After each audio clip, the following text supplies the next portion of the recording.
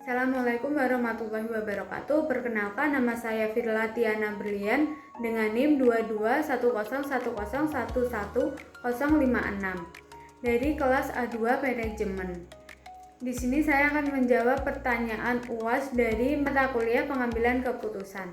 Nomor 1, dalam situasi konflik pengambilan keputusan melibatkan dua pihak dengan tujuan berbeda. Jelaskan salah satu konsep utama dalam analisis situasi ini. Jawabannya, konsep utama dalam analisis situasi konflik adalah teori permainan atau game teori.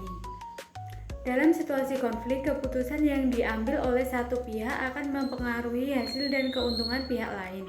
Oleh karena itu, pengambilan keputusan harus mempertimbangkan tindakan dan reaksi dari pihak lawan agar dapat mencapai hasil yang optimal. 2a. Jelaskan perbedaan utama antara pengambilan keputusan dalam situasi tunggal dan dalam situasi jamak. Situasi tunggal, pengambilan keputusan fokus pada satu tujuan utama yang ingin dicapai, misalnya memaksimalkan keuntungan. Keputusan ini biasanya lebih sederhana karena mempertimbangkan satu kriteria atau tujuan utama. Sedangkan situasi jamak, pengambilan keputusan menghadapi beberapa tujuan yang harus dipenuhi secara bersamaan. Hal ini membuat pengambilan keputusan menjadi lebih kompleks karena harus mengkompromikan berbagai tujuan yang mungkin saling bertentangan. 2b. Mengapa pembuat keputusan perlu menggunakan metode pengambilan keputusan multikriteria dalam situasi jamak dan berikan contohnya. Pembuatan keputusan perlu menggunakan metode multikriteria karena dalam situasi jamak terdapat berbagai tujuan dan kriteria yang harus dipertimbangkan secara bersamaan. Metode ini menilai dan membangun alternatif berdasarkan berbagai kriteria sehingga keputusan yang diambil lebih objektif dan optimal. Contohnya, dalam memilih lokasi pabrik, perusahaan harus mempertimbangkan biaya, akses transportasi, ketersediaan tenaga kerja, dan dampak lingkungan secara bersamaan. Metode ini membantu menilai semua aspek tersebut agar keputusan yang diambil seimbang dan terbaik. 3a. Jelaskan kelebihan dan kekurangan dari group decision making. Kelebihannya yaitu keanekaragaman pendapat dan pengalaman yang memperkaya situasi. Kreativitas dan inovasi meningkat karena kolaborasi.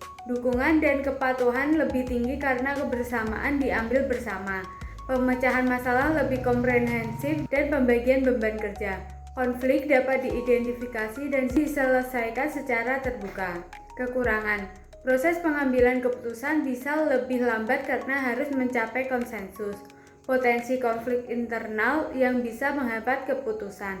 Risiko dominasi oleh individu tertentu sehingga anggota lain kurang terdengar.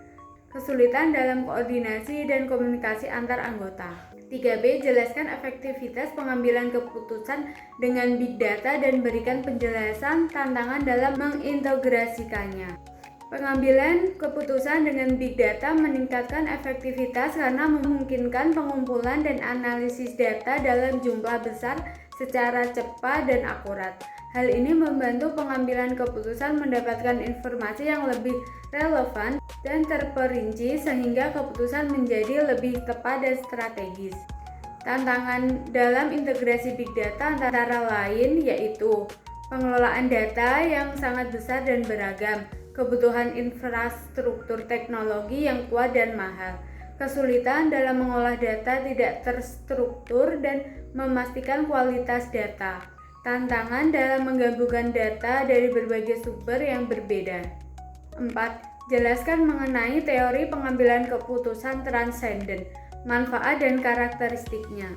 Teori pengambilan keputusan transenden adalah pendekatan yang menggabungkan berbagai aspek keputusan yang saling bertentangan atau kontradiktif dalam satu keputusan yang diambil. Tidak hanya memecahkan satu masalah, tetapi juga berbagai masalah secara holistik. Manfaatnya yaitu 1. Membantu memecahkan masalah kompleks dengan berbagai faktor yang saling berinteraksi, mengakomodasi tujuan dan kondisi yang berbeda dalam satu keputusan. Karakteristiknya, mempertimbangkan tujuan yang saling bertentangan, melibatkan identifikasi alternatif dan evaluasi faktor yang tidak dapat diprediksi sebelumnya, menggunakan alat evaluasi yang komprehensif untuk mengukur hasil kepuasan. Nomor 5. Berikan contoh pengimplementasian pengambilan keputusan kelompok dan pengambilan keputusan transenden. Pengambilan keputusan kelompok contohnya adalah rapat dewan direksi perusahaan dalam menentukan strategi pemasaran baru. Semua anggota memberikan pendapat dan bersama-sama menentukan keputusan terbaik. Sedangkan pengambilan keputusan transenden contohnya adalah pemerintah dalam menetapkan kebijakan pembangunan nasional yang harus mempertimbangkan aspek ekonomi, sosial, lingkungan, dan politik secara bersamaan untuk mencapai keseimbangan dan keberlanjutan. Sekian dari saya. Wassalamualaikum warahmatullahi wabarakatuh.